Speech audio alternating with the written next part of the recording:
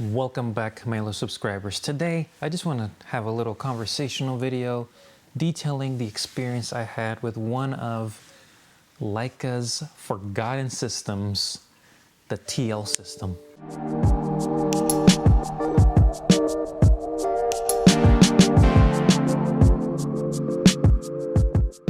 When I went down the Leica rabbit hole, learning about the lenses and the history, obviously there's tons of cameras to learn about and understand where they fall on their catalog, basically. Who are they for? What are the variations?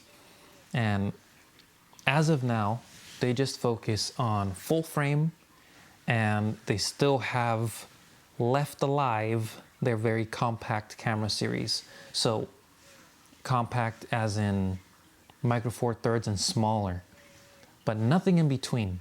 So it's either full frame or the opposite of the spectrum, very small. Now, there was a middle point for a couple of years, and when I started photography, this obviously wasn't one that was on my radar, because Leica's not known, for speed or for the greatest autofocus or accessible lens selections.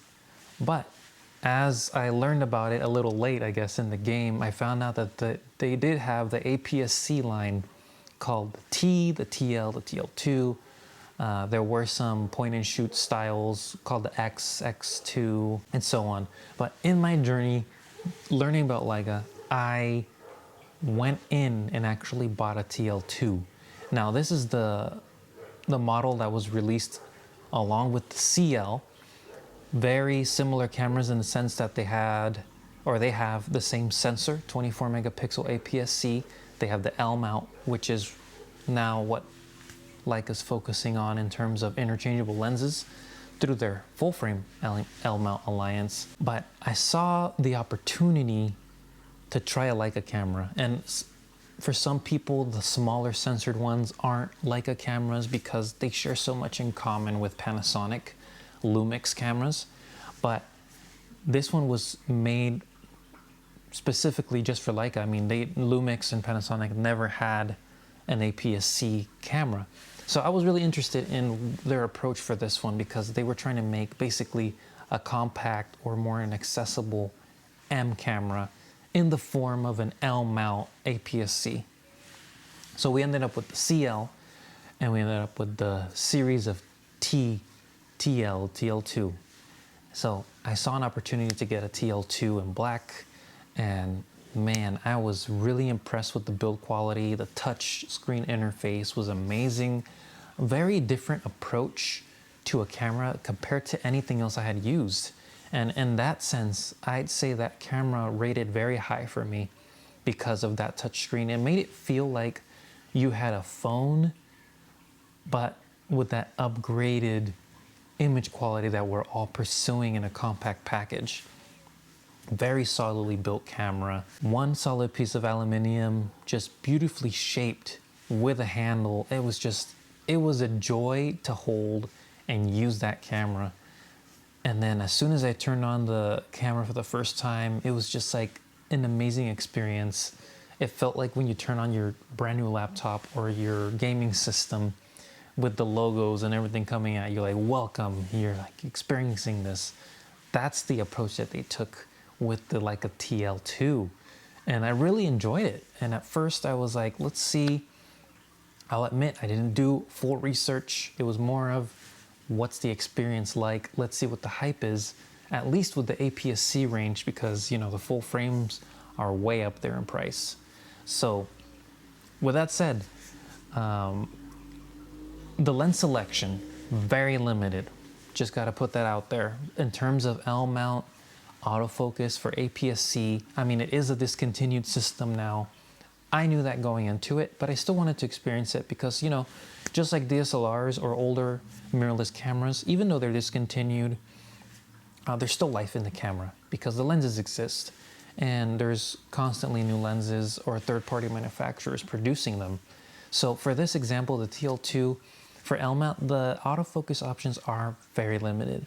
So I ended up trying out Sigma lenses, very similar to the ones that everyone else has used for their Sony cameras, like the 30 1.4, the 56 1.4, the 16 1.4, those type of lenses. So I started with the 30 because I wanted something normal, focal view that I could use for everything. That's around the 40 something millimeter equivalent, 45 I think, at 1.4. And I was like, great, 1.4 is great for APS-C. I've used this before. And that's when I started noticing some limitations. And the first one was the autofocus. I mean, if you have used Canon, Sony, Fuji, you are spoiled with amazing autofocus these days. And even 5-10 years ago, it's always been decent. Very different experience when you're just using contrast detect, as many of you already know. But in this particular camera, just the autofocus would hunt so much and it was so frustrating. I really wanted to love this system. And you know what? I was like, you know what? I think the lens is the problem. I start looking at other lens options. And very quickly I realized that any of my other options were gonna be 3 to 4 times more expensive to use on that system. And yes, this is not the way you should try new camera system. You should definitely do a lot of research and create a potential list of the lenses you would get or you will potentially get, knowing the budget before you go into it. So this was a mistake from the beginning, but I wanted to experience the Leica. I wanted to force it. So I did. I returned that Sigma. I was like, you know what? First of all, super slow autofocus. Second of all, that lens was giving me crazy chromatic aberrations I had never seen before in a Sigma.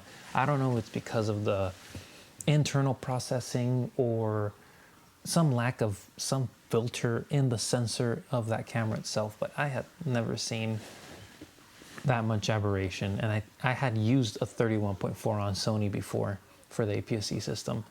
But anyway, returned that, and I was like, you know what? A Leica camera needs to be paired with a lens you would put on a Leica, a more traditional sense. And that's what I ended up doing. And I said, okay, I'm gonna force myself to use manual focus. I was a little rusty because I used to use that a lot. And I ended up adapting M mount lenses to the L mount. And then I found out also that there were some L mount manual focus lenses made by TT Artisan, 7 Artisans. You know, there's a bunch of companies, third party now, that create lenses for all mounts, and those were a couple. So I did try a couple of those.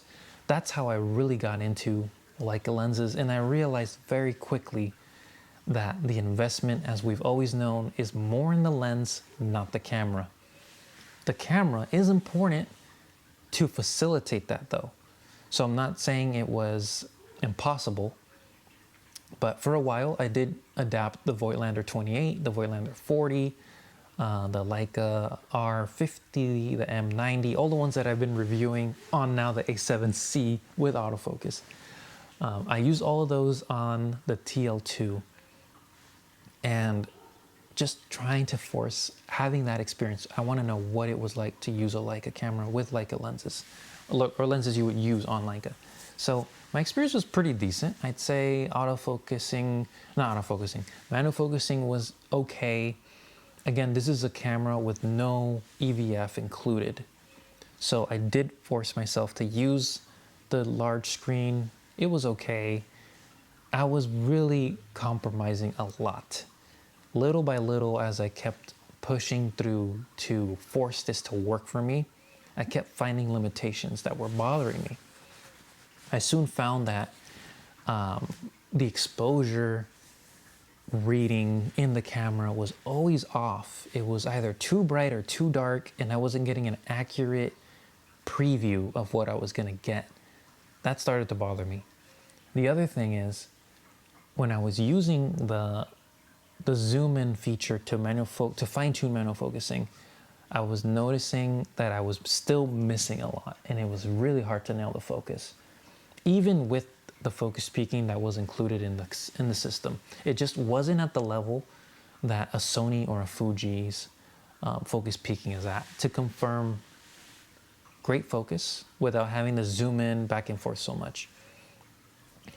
The next limitation that started bothering me was all these amazing lenses were being half used for their full potential because they were full frame lenses. So my 28 Voigtlander was being used as a 40, my 40 was being used as a 60. It was just like at the back of my mind that I wasn't getting the full experience of what that lens had to offer. Pretty soon, I find myself with the Leica TL2, a bunch of accessories, the EVF, which did facilitate focusing manually, but was an additional $400 expense because, you know, everything is specialized, everything is limited in Leica, and their prices just skyrocket. But I was committed to doing the full experience with this camera, and that's what I did. Got the extra camera, got the accessories, the straps, everything. I had the lens lineup basically to shoot anything.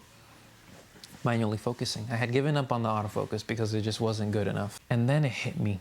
You know what? I have the A7C, I have the LMEA9 adapter, and I started to experiment using those same lenses on the Sony, now with autofocus and a great dynamic range, great autofocus. That was a terrible realization for me to admit. I really wanted to be that Leica fanboy, that Leica club, at least in terms of having the camera itself. It just felt good in the hands. Everything was great about it, experience-wise. But the shooting piece, which is the most important, that's what a camera's for, wasn't there. And I then accepted what Leica had accepted, that this camera was discontinued for a reason. And the reason was it just didn't have the future that was expected. Like, it didn't grow, it didn't get better in terms of autofocus and lens options of high quality. It stayed at the initial release with those initial lenses, and that was it. And that is what really tore me and led me to selling the camera and all the accessories I had with it, but kept the lenses.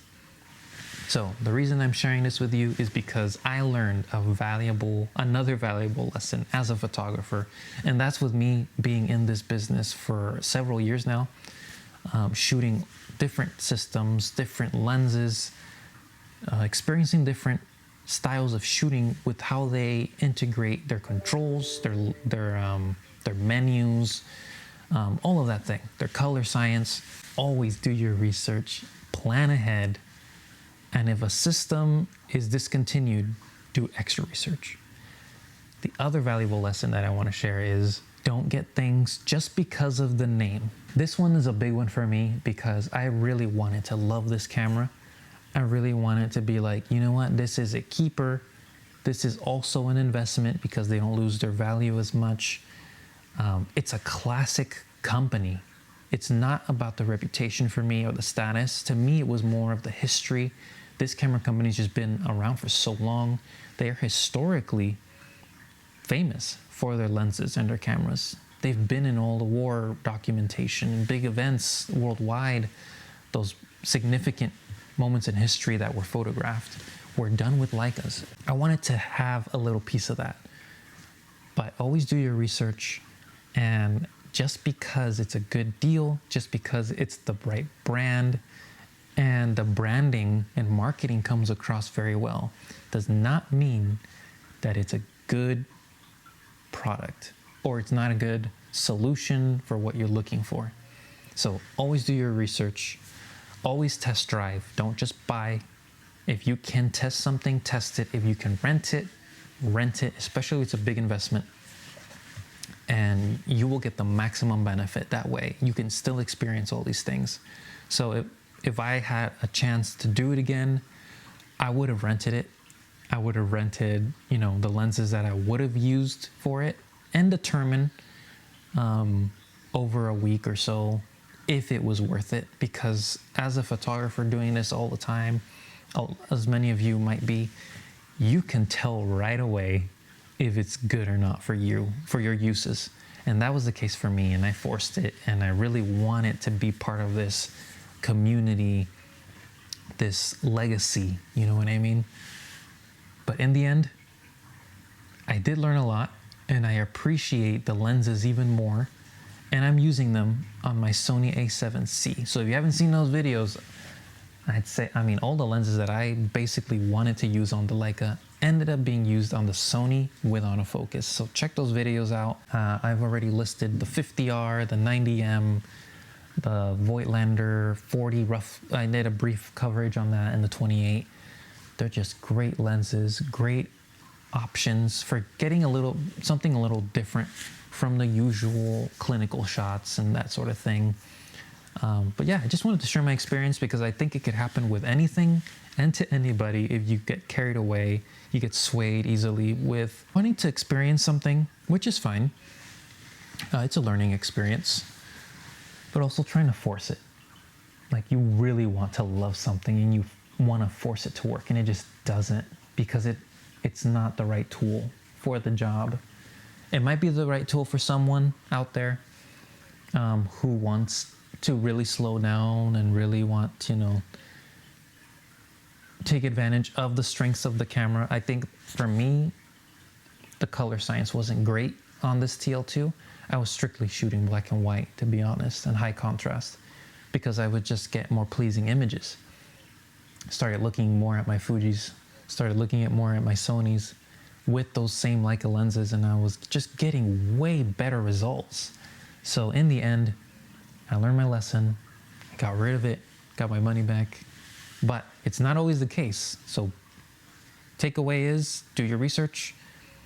Don't just buy it right away because you could lose money and it's not worth losing money because you work really hard to get it. But it is worth experiencing things. So definitely borrow them, rent them, try them out at the camera store, whatever you can do to actually use a product, not just judge it by reviews and articles that you might read.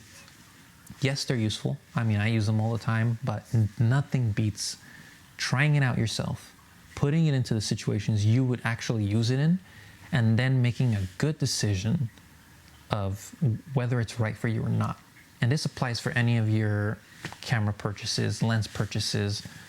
Really be smart about those things because these are big investments and you want the best results possible.